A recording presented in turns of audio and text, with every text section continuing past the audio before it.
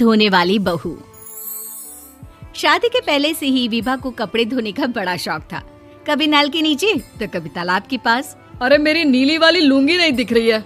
विभा की अम्मा, कहाँ रखी है लुंगी? अरे वो तो विभा ने परसों ही धोकर रखी थी आपकी अलमारी में, देखो वहीं होगी। वो ना मैंने आज धो दी, मुझे लगा कि गंदी हो गई होगी। अरे कैसे गंदी हो गई थी, उसे तो मैंने पहना भी नहीं। हे भगवान, इस लड़की के कपड़े धोने की आदत से परेशान हो गया हूँ मैं। जितना तो घर में राशन नहीं आता, उससे कहीं ज्यादा डिटर्जेंट पाउडर का खर्चा है। इसकी शादी करवा दो, शादी जाए अपने घर में ही करे काम, फिर चाहे घर के कपड़े धोने हो या पूरे गांव के।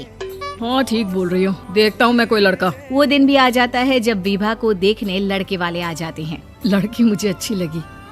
होने वाली सास कहती है, बेटी अगर कुछ पूछना है तो पूछ लो। वैसे तो हमारी लड़की बहुत ही शर्मीली है, जो बोल दो वो मान लेती है, इसे क्या पूछना होगा। अरे कैसी बात कर रही हो माँ, मुझे इन लोगों के घर रहना है, सवाल तो कई है। हाँ हाँ बेटा, पूछ लो ना, क्या पूछना है। आप लोगों के घर कपड़े कौन धोता है? सास का मुंह बन जाता है।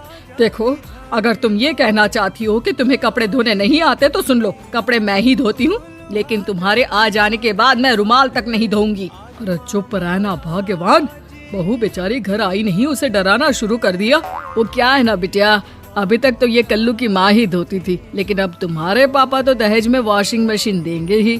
तभी विभा की माँ बोल पड़ती है, सवाल भी पूछा तो क्या। वैसे भाई साहब, मशीन की तो फिर भी कपड़े धोने की कैपेसिटी होती है, मतलब जो बिटिया दे रहे हैं ना विभा, इसे कपड़े धोने का बहुत शौक है। ये आप लोगों के क्या, आस पड़ोस गांव मोहल्ले सबके कपड़े धो दे और उफ तक ना करे। बाहर देखा नहीं आपने कितने कपड़े सूख रहे हैं, सब हमारी बिटिया ने ही तो धोए हैं। बस भी करो ना माँ, शर्म आ रही इतनी तारीफ सुनकर। और तो और एक दाग निकाल कर दिखाओ तो मान जाऊँ। हाँ अच्छा, माफ करना बेटा, मैंने गलत समझा, हमें तो रिश्ता बहुत पसंद है। और ऐसे जुड़ जाता है रिश्ता कपड़े धोने का शौक रखने वाली विभा का। उसकी शादी हो जाती है कोयला फैक्ट्री में काम करने वाले कल्लू के साथ। शादी के बाद अचानक विभा चिल्लाती हुई सास के पास आती है, सासू माँ, अरे सासू माँ कहाँ है आप? ये तो धोखा है, धोखा दिया आप लोगों ने मुझे। इसे ससुर के चक्कर के बारे में पता चल गया। अरे तो उसमें तुझे क्यों धोखा मिला है? अरे नल में पानी नहीं आता, कपड़े कैसे कब धुलेंगे?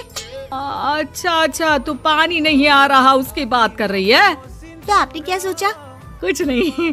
अच्छा, तेरी माँ ने कहा था कि कपड़े धोने का शौक है तुझे, याद आया मुझे।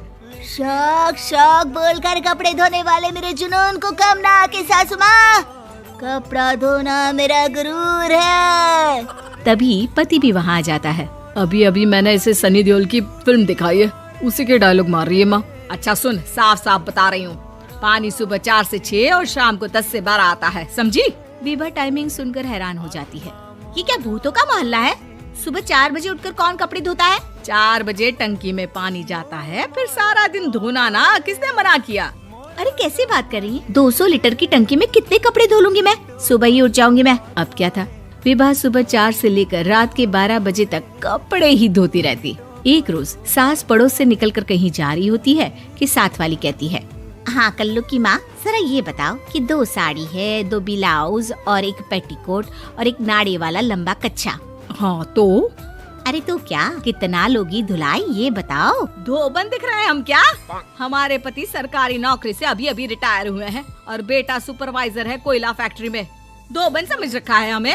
हाय रे कल्लू की अम्मा, माफ कर दो, वो तो मोहल्ले में यही सब बता रहे थे कि तुमने बहू को कपड़ा धुलवाने के काम में लगा दिया है। सास को पड़ोसन की बात सुनकर गुस्सा आ जाता है। वो घर पहुंचती है जहां घर के बाहर ही इतने सारे कपड़े सूख रहे होते हैं जितने कि किसी धोबन के घर पर। अरे ओ कल्लू की दुल्हन, बाहर निकल।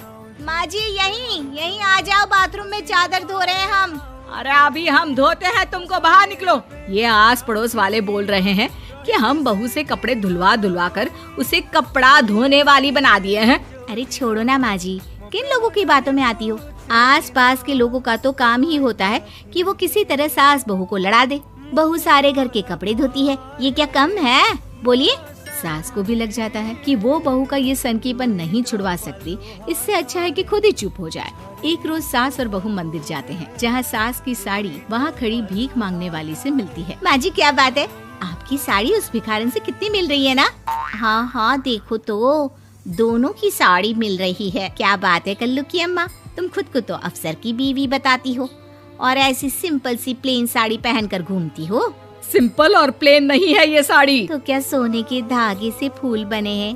कुछ भी सासू माँ, कुछ भी। हाँ बने थे इस साड़ी में सोने के धागे से फूल। मेरे पति लेकर आए थे मद्रास से स्पेशली मेरे लिए 10,000 की। ताहे भाई साहब इस भिखारन के लिए भी सेम टू सेम साड़ी लेकर आए होंगे 10,000 की। सास उस वक्त तो कुछ नहीं कहती, लेकिन बहू के साथ घर आती है और अलमारी से एल्बम निकाल कर लाती है। ये साड़ी देख रही है, ये वही साड़ी है जिसे मैंने अभी पहना था। इस साड़ी में ये जो चमकदार फूल दिख रहे हैं ना, ये सोने के धागों से काटे गए हैं। लेकिन तू लोकल वॉशिंग मशीन ब्रश से घिस घिस कर सारे फूलों को निकाल कर साड़ी प्लेन कर दी। मुझे माफ कर दीजिए सासू माँ। और तो और, जब मैंने तुझे तेरी गलती के लिए कुछ नहीं कहा, लेकिन तूने तो सबके सामने मेरा मजाक ही बना दिया। क्यों? बहू को समझ में आ जाता है कि अब से उसका कपड़े धोना बंद। नमस्ते दोस्तों, अगर आपको हमारी स्टोरी पसंद आई हो तो आहान कार्टून चैनल को लाइक, शेयर और सब्सक्राइब जरूर करें।